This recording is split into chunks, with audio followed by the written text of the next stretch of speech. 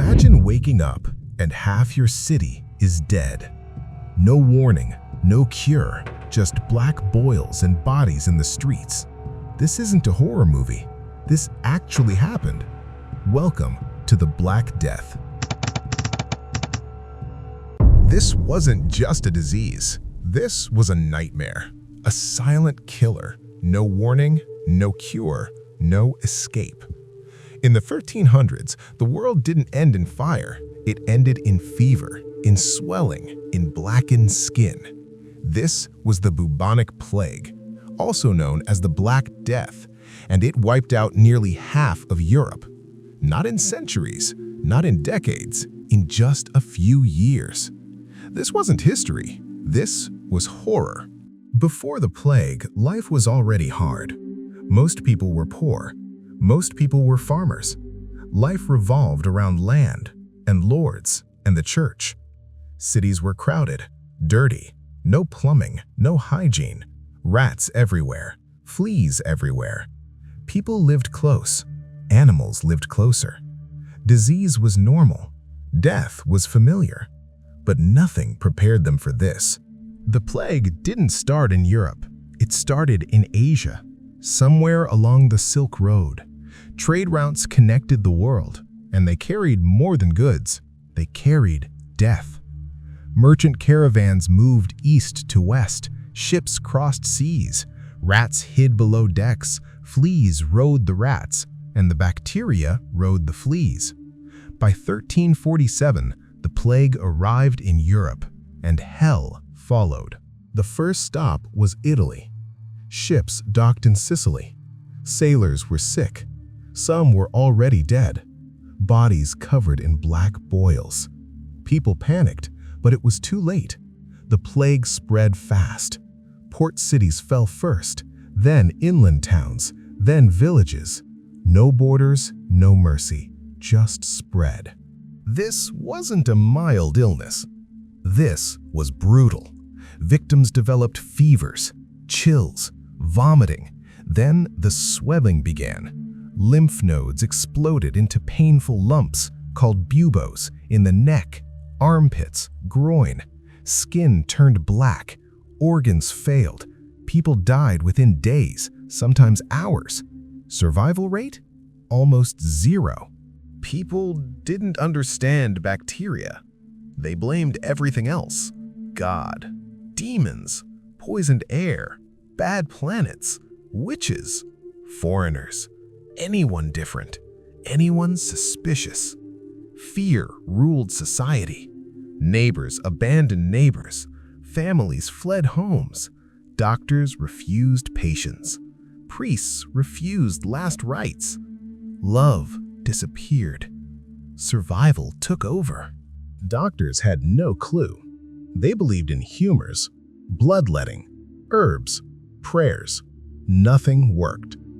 Some wore bird masks stuffed with herbs, thinking it blocked evil air. It didn't. Doctors died too. Medicine collapsed. Science hadn't arrived yet.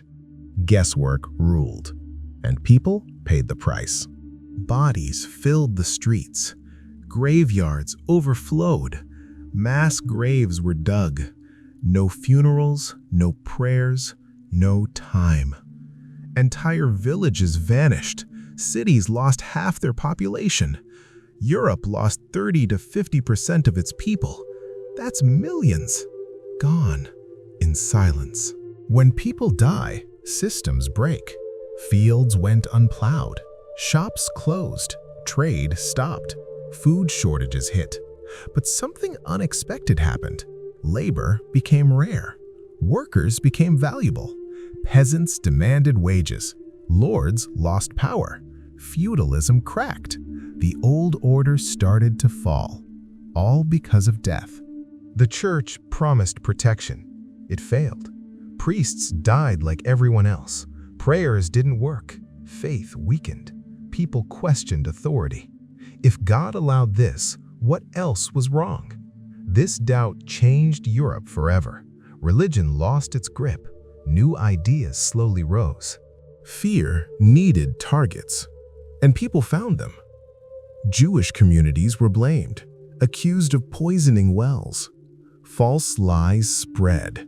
Mob violence erupted. Thousands were killed. Entire communities destroyed. The plague didn't just kill with disease, it killed with hate. Some believed pain would save them. Groups called flagellants marched cities, whipping themselves publicly, begging forgiveness. Crowds followed. Panic spread. The church eventually banned them, but desperation ruled logic. When death is everywhere, reason disappears. Those who survived found opportunity. Land was cheap. Jobs paid better. People moved upward. Social mobility increased. Life slowly improved for survivors. Ironically, death created progress. The population drop reshaped Europe. The economy changed. Power shifted. The world didn't go back. Death haunted everything. Art became darker. Skeletons, grim reapers, doom themes. Literature reflected fear. Life felt temporary. The idea of live now grew. This mindset influenced the Renaissance. Beauty mattered. Life mattered, because it could vanish overnight. This wasn't one event. The plague returned again and again for centuries. Outbreaks hit cities regularly, each wave weaker, but still deadly. Humanity slowly adapted. Quarantines were invented. Isolation became policy. Public health was born. Venice made history. Ships waited 40 days. No contact, no entry. This was quarantine, the first defense system. It worked. Slowly, painfully, but it worked. Modern disease control began here. The Black Death changed everything. Feudalism declined. Capitalism grew. Science advanced. Medicine improved. Cities redesigned. Sanitation improved. Public health mattered. The plague forced evolution, not by choice, by survival.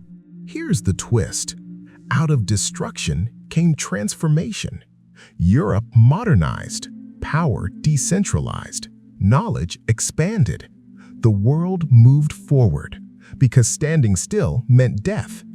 The plague didn't just end lives, it reshaped civilization. The Bubonic Plague wasn't just a disease, it was a reset, a brutal one.